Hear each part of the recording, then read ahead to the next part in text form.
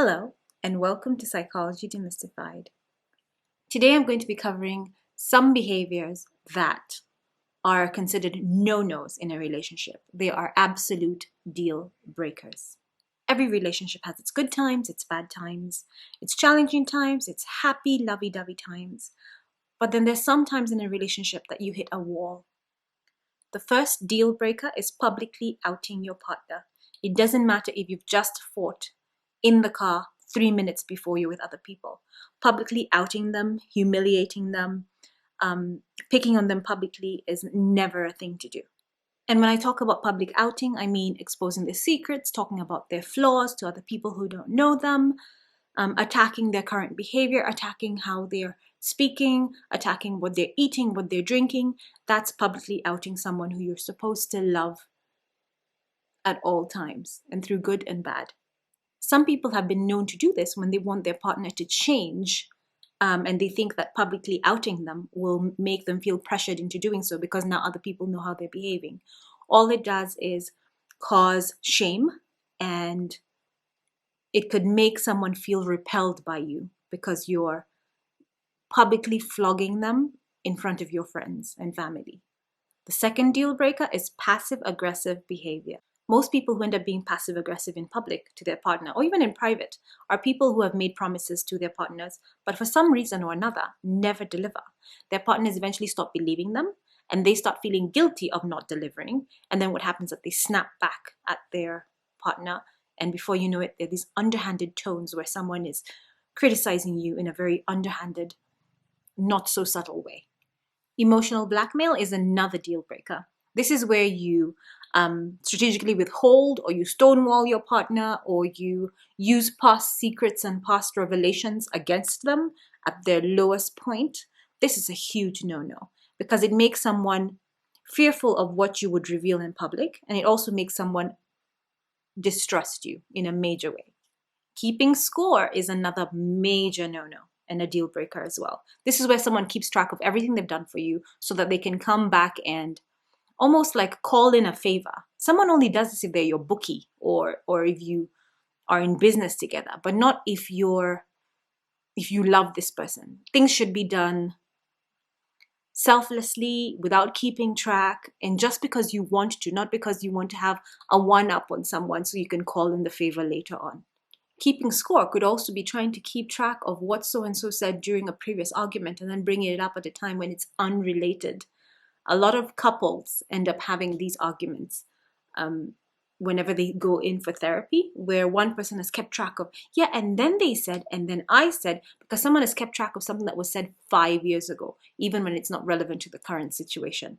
So stop keeping score. Being intentionally mean. This one does not pay off.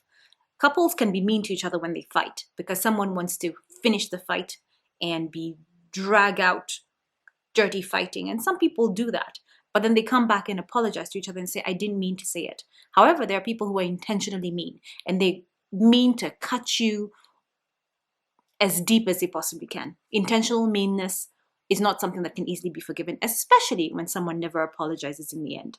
So stop being mean to each other. Don't be mean. Invalidating someone's beliefs. By crushing someone's beliefs, by attacking them, by showing that you don't believe in them, by negating them and trivializing them. All you do is cut down the inner core of who that person is, because our beliefs shape who we are. So even if you come into a relationship and you believe something different, you're not even from the same religion, accept who they are, take it for what it is, listen to what they believe in, and appreciate it. You don't have to accept it and embrace it as your own, but whatever you do, don't trivialize someone's beliefs because you trivialize the inner core of who they are, and sometimes the inner core of who their family is.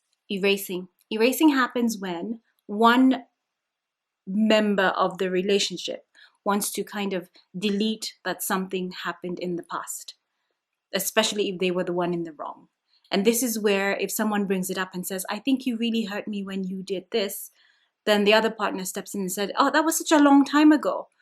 Why can't you get over it? Why are you still holding on to that? That makes someone feel invalidated and small and like their issues are trivial.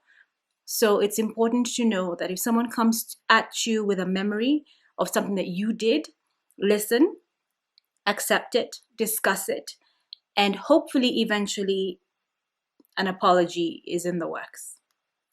And then, of course, the last one is hypocrisy. This just simply means pretending, lying, deception, manipulation, fraud.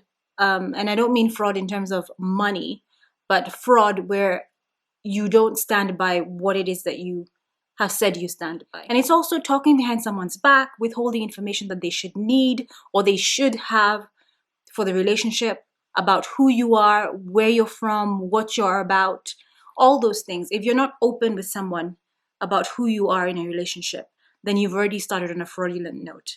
And it's important to make sure that you don't hold back, be honest with each other, be open with each other. Now, of course, those are a few things that would be relationship deal breakers. There must be, and there are definitely others. I couldn't mention all of them. And of course, every relationship is different. However, if you try and make sure that you keep those ones that I've mentioned at the fore, then you should at least be able to settle, to determine a base that is a solid base for whatever else may come your way. Because remember, relationships are work and they do require you to put in work. So with that said, hugs and kindness always. Remember to be kind because you don't know what someone's going through. Please stay safe. Put on your mask when you go out and take care. Bye.